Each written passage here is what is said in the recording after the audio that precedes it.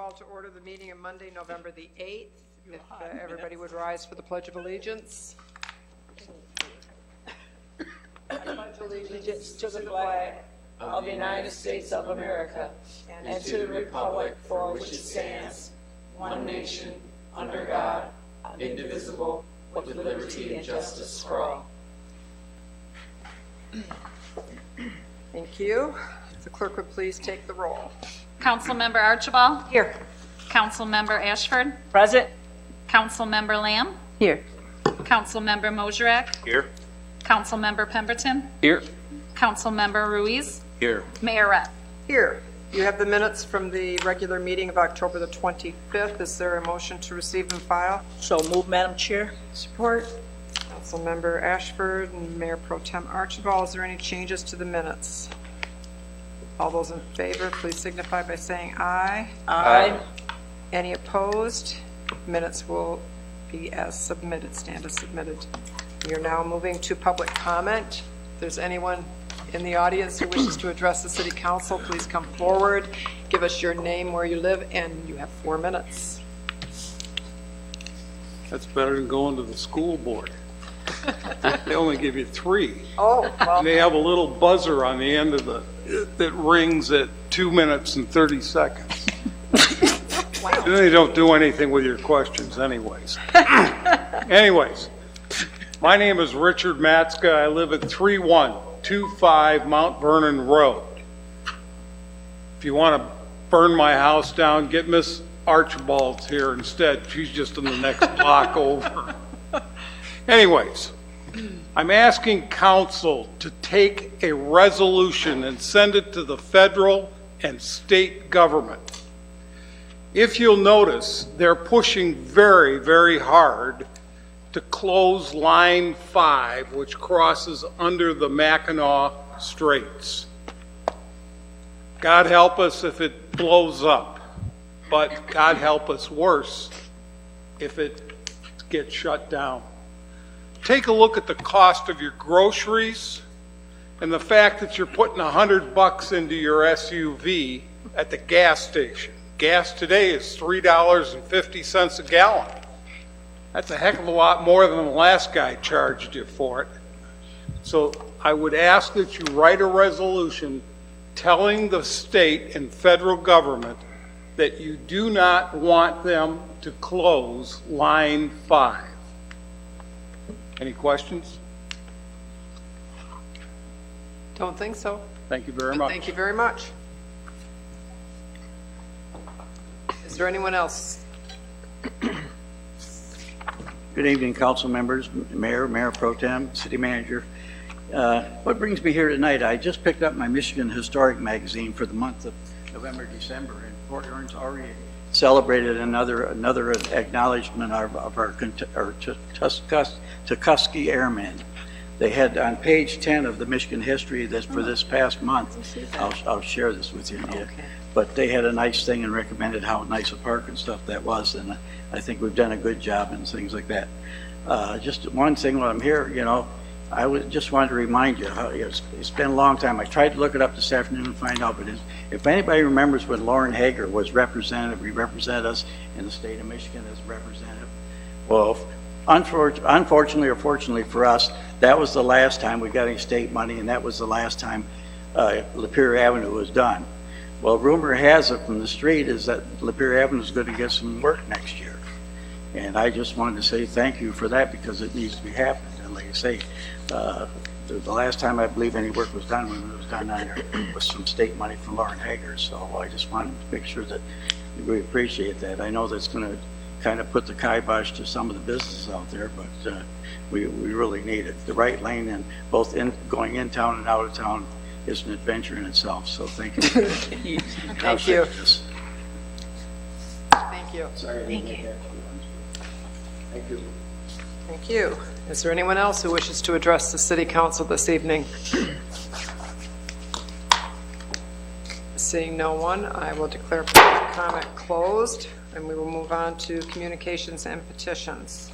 Receive and file notification from the Michigan Liquor Control Commission that an application has been received to transfer ownership of an escrow 2021 Class C license issued under the Downtown Development Area with Sunday sales permit PM, entertainment permit, and outdoor service area from Stephen Gables LLC to Thumbcoast Kitchens LLC located at 1519 Military Street. Is there a motion? So moved. Support. Mayor Pro Tem Archibald, supported by Councilmember Pemberton. Is there any discussion? Madam Mayor, that is the community kitchen project that the Community Foundation is working on. That will be where visiting chefs can come and use the kitchen or use the restaurant. So we could be getting wonderful food from all over the country and state. Any questions? We'll take the vote. Councilmember Archibald? Yes. Councilmember Ashford? Yes. Councilmember Lamb? Councilmember Moserak? Yes. Councilmember Pemberton? Yes. Councilmember Ruiz? Yes. Mayor Rep. Yes. We'll move to from the city manager, number 1. Accepting the bid from Trojan Development Company Incorporated in the amount of $189,000 for the removal and replacement of the 2 failed concrete roof planks over filtration tanks 5 and 6 at the water filtration plant. Is there a motion? So moved. Support. Councilmember Ashford, supported by Councilmember Moserak. Madam Mayor and Council, the concrete, essentially concrete ceiling above tank 5 and 6 in certain locations needs to be replaced. It's cracked and collapsing. 31 feet long, 10 inches thick, concrete. Wouldn't want to lift it. So really don't have an option on this one. Unexpected? Unexpected. Any other discussion from anyone? Yes, Mayor Rep, since that was unexpected, I'm glad I got to see that. Yeah, I saw this huge monstrosity. And I know we only have one bid. Is that any concern, or have we done work with them, that the quality of that is that? It's just so high technical work that they did a mandatory pre-bid meeting because this is very technical. And so this is one of the few capable firms of doing it. Oh, okay, So especially in excellent. short order. Oh, okay, not a problem. Thank you. Any other discussion? We'll take the bid. Councilmember Ashford? Yes. Councilmember Lamb? Yes. Councilmember Moserak? Yes. Councilmember Pemberton? Yes. Councilmember Ruiz? Yes. Councilmember Archibald? Yes. Mayor Rep. Yes. Item 2. Accepting the bid from Body Construction Company in the amount of $1,970,078 for rehabilitation of the 16th Street Sanitary Pump Station. Is there a motion? So moved. Support. Councilmember Pemberton, supported by Councilmember Lamb. Yes. Madam Mayor and Council, out of our 13 lift stations, this is one of our largest capacity lift stations. This is essentially standard maintenance and operation to upgrade, rehab these pumps every 20 years or so. It's been 21 years. By the time we get this done, it'll be 22 years. So this is, although expensive, this is standard operating and maintenance. Any discussion? Noted, well, Mayor, yeah, I see we had several bids in Port Huron. We came, it's always great to see the number of bids. That's so reassuring, and then seeing that someone locally, was the recipient of that bid. So we all agree on that, so it's a good thing. Thank you. Any other questions, discussion? We'll take the vote. Councilmember Lamb? Yes. Councilmember Moserak? Yes. Councilmember Pemberton? Yes. Councilmember Ruiz? Yes. Councilmember Archibald? Yes. Councilmember Ashford? Yes. Mayor Rep. Yes. Item 3. Accepting the quote from Interwest Technology Group Incorporated in the amount of $34,000 to write 2 applications to transfer data from the city's mainframe to the city's intranet. Is there a motion? So move. Councilmember Ashford, is there a second? Support. Mayor Pro Tem Archibald.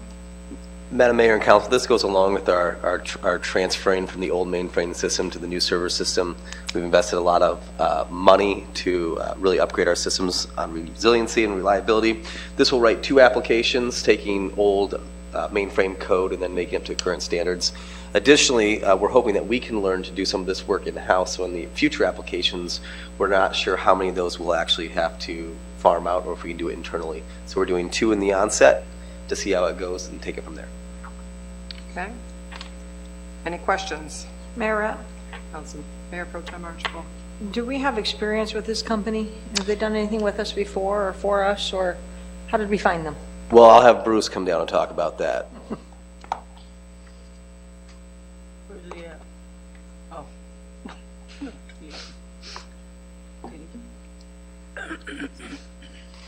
Background. Mayor and council, yes, we used them about 2 months ago to rewrite some of the code that we had that wasn't working correctly. The county also uses them. So they've been vetted through the county. Okay, thank you. Any other, go ahead. And then Bruce, also, what I see here from our notes that they, quite a few of our departments are already on the mainframe, is that correct? That's No, using this? we moved most of the data off to BSNA. Oh, okay, so you But- moved them off. Yep, and this is just some of the remaining things that we have to move off. Oh, okay, so they remain, okay. And so are we doing this, is it, the main reason we're doing this is for consistency, or is this for efficiency, or is it for both? For both, and the fact that the mainframe is old, Oh, okay. and we're paying roughly $40,000 a year for maintenance on it. Oh, okay. And I know a lot of our conversation and discussion this past year and the year before have been, we're so old, we're so outdated. So what percentage are we up to now in terms of Oh, I'd say we're technology? probably 90%. We have like 5 applications that we have left to move. This is 2 of them. With moving these, we're going to be training a couple of our staff to write the code to do the other 3. Great, okay, That's what we're training. trying to do, and then to maintain it ourselves. That's a lot of cost savings, so Yeah. forth. Okay, so thank you so much. Yep. Thank you. Any other questions? Thank you. Yep. We will take the vote. Councilmember Mosrek? Yes. Councilmember Pemberton? Yes. Councilmember Ruiz? Yes. Councilmember Archibald? Yes. Councilmember Ashford? Yes? Councilmember Lamb? Yes. Mayor Rep? Yes. Item 4. Accepting the quote from On Duty Gear LLC in the amount of $42,845 for the purchase of 60 new Avon First Responder gas mask kits and accessories for use by the police department. Is there a motion? So moved. Support. Councilmember Pemberton, supported by Mayor Pro Tem Archibald. Is there any discussion? We will be using grant funding for this. It will not be general fund. Yeah, I did see that. And Mayor Rep, I'd just like to thank Chief Platzer for, explaining that to me. And I Okay. think it's a great addition. Anytime we can outfit our men in blue, to have them ready, it's a great thing. Positive. And especially when it's grant funding we're using, so, That's like one of them hallelujahs, grant funding. yes. Any other discussion? We will take the vote. Councilmember Pemberton? Yes. Councilmember Ruiz? Yes. Councilmember Archibald? Yes. Councilmember Ashford? Yes. Councilmember Lamb? Yes. Councilmember Mosrek? Yes. Mayor Rep? Yes, we'll move on to resolutions. Number 1, please. Authorizing 17 payments. Is there a motion? So moved. Support. Councilmembers Ashford and Pemberton. Any questions on any of the payments? Mayor Rep, yeah, I just, we always get this and it's sort of like part for the course, but sometimes we just like to hear a summary, like when they get to a final point, a final billing, specifically I'm talking about 1-6 Raymond Excavating on the Blue Water Bridge Plaza. We finished that, and how did that go? Was that on time, or? The project was on time and under, Issue? the project was on time and under budget by $154,000. Oh, okay, and that's what I wanted you to capture. We were under budget on that one. Yep. And then also on the Riverside Boat Launch, that was a change order on that one, correct? Which one are you looking at? 1-16. Correct. Okay. And that was probably part for the course, because after you finish, there's some things you have to review and overlook, and whether they decrease or increase. Yep. And we actually rebid that project 3 times. And to get it, because the bids were so outrageous, we rebid it 3 times and worked the value engineer to bring that cost down by 50%. Holy smokes. See, that's what we need to hear. That's good. You hang in there. Did you want to say something else, Eric? Oh, okay. Saw your lips moving over there, okay. And then also... Craves the TV time. Okay. And 1-17, we're talking about the 2021 maintenance dredging of the Black River Canal entrance at Lake Huron. And we have, is that any correlation or anything to do? We have a resolution on our agenda tonight. Does that have anything to do with that? No, nope, they're separate. We use that in our annual dredging contract we have. And that came in just about on par. Okay, did it impact that in any way? Nope. Or, okay, thank you. Okay, I'm good. Any other questions on any of the payments? We will take the vote. Councilmember Ruiz? Yes. Councilmember Archibald? Yes. Councilmember Ashford? Yes. Councilmember Lamb? Yes. Councilmember Moserak? Yes. Councilmember Pemberton? Yes. Mayor Rep. Yes. We'll move on to item 2 under resolutions. Approving the proposal with FK Engineering Associates for engineering services to secure bids and perform construction inspection to facilitate short-term canal bank armoring at the Black River Canal. Is there a motion? So moved. Support. Lamb and Moserak, council members, and do you want to explain? Yeah, what last year this we've is? had, so with the high water, we've had significant erosion issues along the mouth of the Black River Canal. In fact, it's going to undermine the Tanner Gate and our ability to control that. We actually have a threat of losing property to the south end of the canal. So you guys took action in September 20 to bring in this engineering firm to essentially triage and look at what possibly needs to be done, give us some recommendations. Tonight, for this contract, it will actually be oversee preparing bid documents to oversee the construction for armoring for essentially reinforcing the mouth of the canal, and to put different reinforcement measures in place. So that will be through the design and bidding of it. Any questions? Luckily, the experts who know everything told us the high waters would last for 5 to 7 years. They were only off by about 5 to 7 years. It took about 3 months, 4 months for the historic water levels we were all going to have to get used to. What's amazing is this exact same situation happened, even more extreme, in 1986, when actually parts of Conger were underwater when the waves would blow in. So the experts have once again proven how valuable they are. So you will get a contract. So when the bid documents, the design for this project are finalized, we will bring a contract back to execute that work. Mayor, Yes. James, do you have any indication on the lifespan of what they're planning on doing? You'll have to talk to an engineer about that. He gets to come up.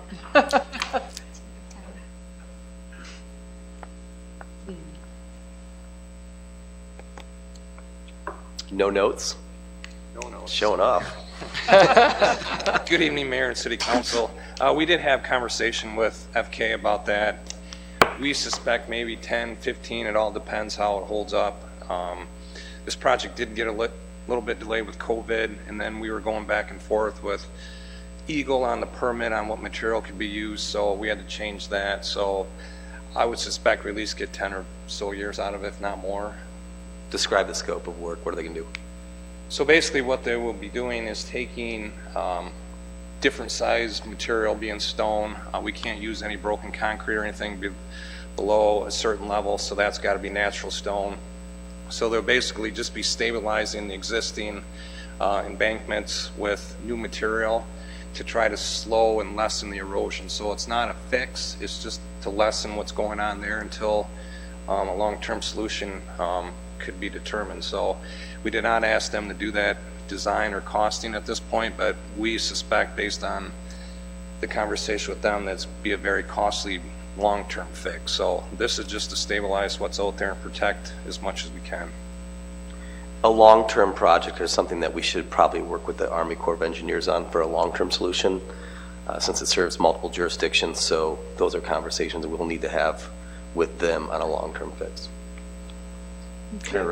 Yes. Eric, that was what James just touched on, is what we're looking for now. Is this subject to whether it's approved by Army Corps or DEQ, or is this something that is pretty low level that doesn't have to go through the approval? No, it went through the approval, so they granted us the permit. So originally we had trying to save as much cost we can, like broken concrete, that sort of thing. And with the changes in requirements at the state level, they said no to that because of the lime and stuff that's in concrete, so they wanted a natural stone. So we went back and forth, many different meetings, communications, and then settled upon kind of a half-half, where below the certain level is the natural stone, above that we can use different material.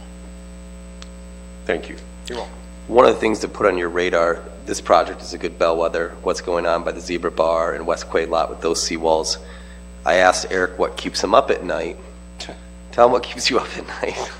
The miles and miles of seawall that's 40 to 60 years old that we're in charge of maintaining. And so in the next 20 to 30 years, if you think of the Edison Parkway, if you think of the seawall in front of the MOC, if you think of all the seawall in the city that we're responsible for, there is millions and millions and millions and millions of dollars of repair and operating costs that at some point we're going to have to look at. So. Yeah, and much of that went in the same kind of time span, starting in late 60s, 70s, 80s, so there was a tremendous amount installed in that time. Back in the day, the ships were hitting the seawall much more, so it was getting replaced little by little. That is true. With doing a temporary fix then, or, pushing this 10, 11 years out, are we just pushing it to be at the same time frame of needing a long-term solution with the rest of everything we're going to be facing? No. Just happens to be what it is. Yeah. No. I mean, if you go out to the canal now, you can see broken concrete. So, I mean, this has been a reoccurring thing for many decades, and just in today's world, you got to go through the right process with permitting and everything else. So I think, in late 80s, early 90s, when they redid the channel from Gratiot to Pine Grove, that was a complete reconstruct and everything else, but they did not do from Gratiot Bridge to Lake Huron. So much of that's original from when it was constructed in the turn of the century. Any other questions? Thanks. Okay, you're welcome.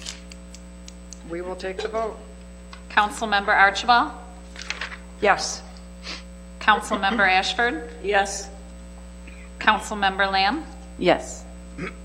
Councilmember Mosherek? Yes.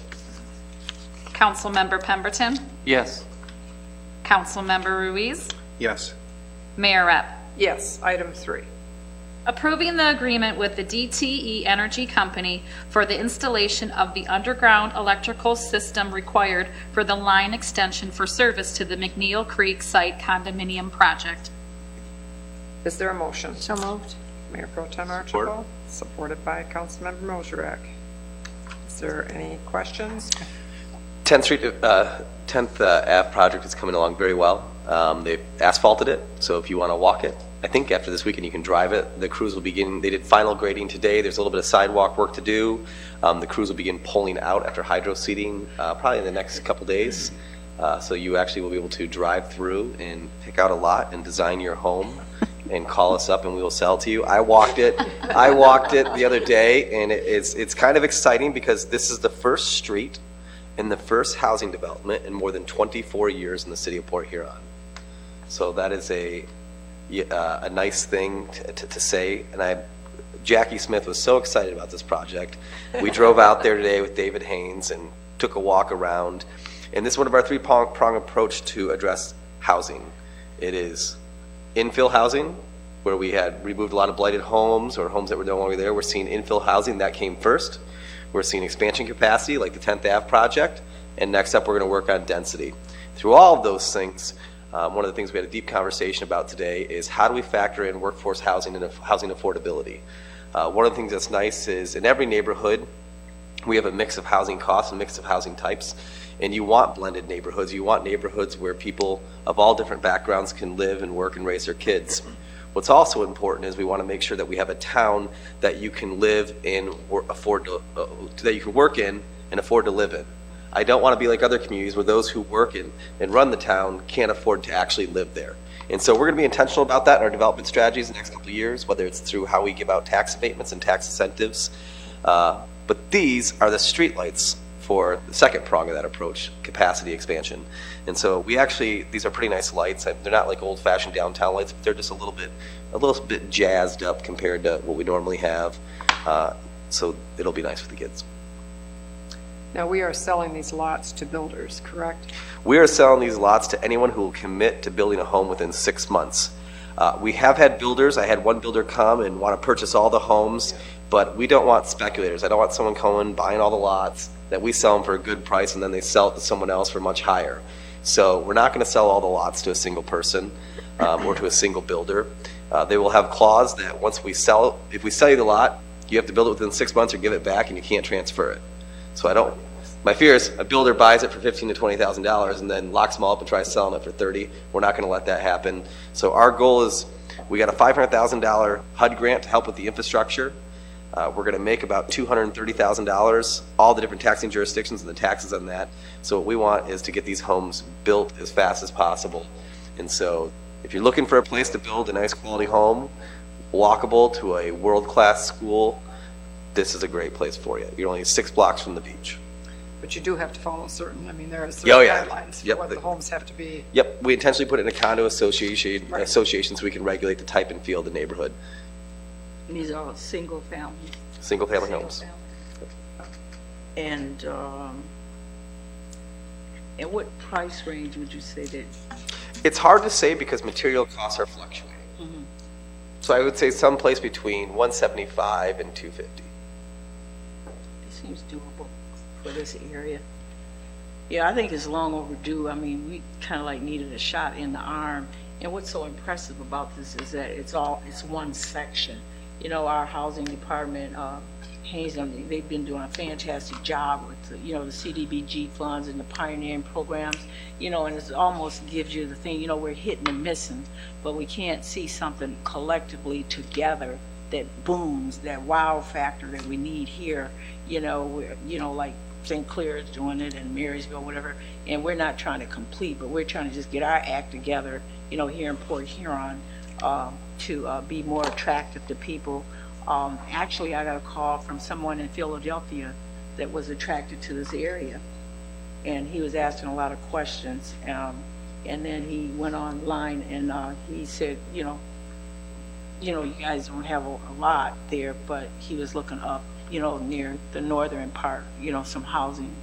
So I think that we just need to be bold in our approach and intentional to what we want and get our community looking back to, not where it used to be, but better than it was. So thank you for all you do, Dave.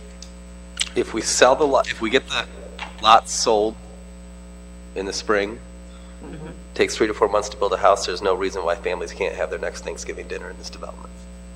That's the goal. Maybe they'll invite us all over. Now when they see their tax bill. Yeah. Any other questions from anyone? We'll take the vote. Councilmember Ashford? Yes. Councilmember Lamb? Yes. Councilmember Mosherak? Yes. Oh, wait a minute, just a minute, back up. Yeah. Where are we on number 3? Yes. I abstain, forgive me. I got to talking and forgot, abstain, a DTE employer. Councilmember Pemberton? Yes. Councilmember Ruiz? Yes. Councilmember Archibald? Yes. Mayor Rep. Yes. Item 4, please. Rescinding the single lot assessment amount for a previously declared single lot assessment for exterior structure, roof repair, and structure defects or other blighting factors for 1036 Gillette Street. Is there a motion? So moved. Support. Councilmember Pemberton and Councilmember Lamb supported. Madam Mayor and Council, this was a situation in which we had several code complaints on the house. The previous owner wasn't taking actions, wasn't showing up to hearings, And so to get their attention, the hearing administrator issued a $10,000 fine, essentially saying, show up. Since that time, that homeowner has passed away, and her family has inherited the home. It is the intent of one of her children to live in that home. David has spoken with the family. They're good people, decent people. They're going to fix up the home. They're going to move into it, make it their primary residence. It is the right and decent thing to do to take away this fine so that that family can have a fresh start and help with that home. So this is an unusual circumstance, but we believe that the new owners will do more investing in that home with $10,000 and paying an arbitrary fine. Any questions? No, I think, Mayor Rep, it may be unusual, but I think it's the human thing to do, and it's the kind thing to do. I mean, we are the government, the leader of the people, and if we can't have these kind of interventions in making something happen, then I don't know who we would be. So I applaud the city administration for rescinding this and giving them the opportunity to make a difference. Any questions? Take the vote. Councilmember Lamb? Yes. Councilmember Mosherak? Yes. Councilmember Pemberton? Yes. Councilmember Ruiz? Yes. Councilmember Archibald? Yes. Councilmember Ashford? Yes. Mayor Rep. Yes. Item 5. Affirming authority to the Port Huron Housing Commission to operate affordable housing programs outside the boundary line jurisdiction of the city of Port Huron. Is there a motion? So moved. Councilmember Mosherak, is there a second? Support. Councilmember Pemberton? Madam Mayor and Council, you have a briefing from Jim Dewey, the Director of the Housing Commission. Essentially, this is twofold. One, with the shortage of units available, there's no place to rent. There's not a vacancy in the city. People who have Section 8 vouchers sometimes find apartments elsewhere that maybe in Macomb or in Sanilac counties, that this will allow them to, okay, so you found an apartment and we don't have one available here, you can take your voucher and go there. This also allows us to put on more housing online, like in Fort Gratiot, right there on Craft Road. They'll be putting some of their vouchers into that project. So this is really about, we don't have enough housing stock, and these people need a place to live, and so by expanding their capacity, the Housing Commission is so well run that we have allowed them to move into Marysville and St. Clair and Algonac. They've been doing a wonderful job. Administrating these HUD programs are incredibly complex and complicated, and compliance is a real issue. And Jim and his team just do a wonderful job, and it's very kind of them to share their expertise with other jurisdictions. I agree. Questions? We will take the vote. Councilmember Mosherak? Yes. Councilmember Pemberton? Yes. Councilmember Ruiz? Yes. Councilmember Archibald? Yes. Councilmember Ashford? Yes. Councilmember Lamb? Yes. Mayor Rep. Yes. That concludes our agenda. One announcement. City offices will be closed November 25th and 26th in observance of the Thanksgiving holiday. Boy, that sounds, then we'll have Christmas and the whole year will be over. Boy. Yes. Just, if I got 1 second, if right you'll go ahead. to, I'd just like to make a quick mention, if you go to accidentaltravelwriters.com, you'll find that our very own Tailgater Sports Bar on 20th Lapeer, out of all bars in Michigan, was voted in the top 10 sports bars to watch the Lions football games at. If you haven't been, go check it out because it's pretty cool. They get food trucks there and they do a lot of fun stuff over there. So congratulations to the Sheeman family and keep up the good work. Very nice. Thank you. Any other things from council before we adjourn? Madam Mayor and Council, I'd just like to remind everyone we had a great concert at Styx. We packed out McMorran with over 2,000 people, which turned out Styx after their good music. Very good concert. At the same night, the Field House was hosting a volleyball tournament from volleyball teams all over the state. And so we had about 1,000 people at the Field House. We had 2,000 people, more than 2,000 people at McMorran. Then the following night, the Prowlers sold more than 1,050 tickets on their opening night. And then the next night, they sold more than 1,100 tickets. So in 3 days, we brought more than 4,500, 5,000 people to downtown Port Huron. People were literally getting turned away at restaurants because there was no room for them. The bars were packed. The hotels sold out. So that strategy of turning the field house into an economic driver and keeping McMorran as an economic driver seems to be working out as planned. Good. Anything else from anyone? Motion to adjourn? So move. Thank you.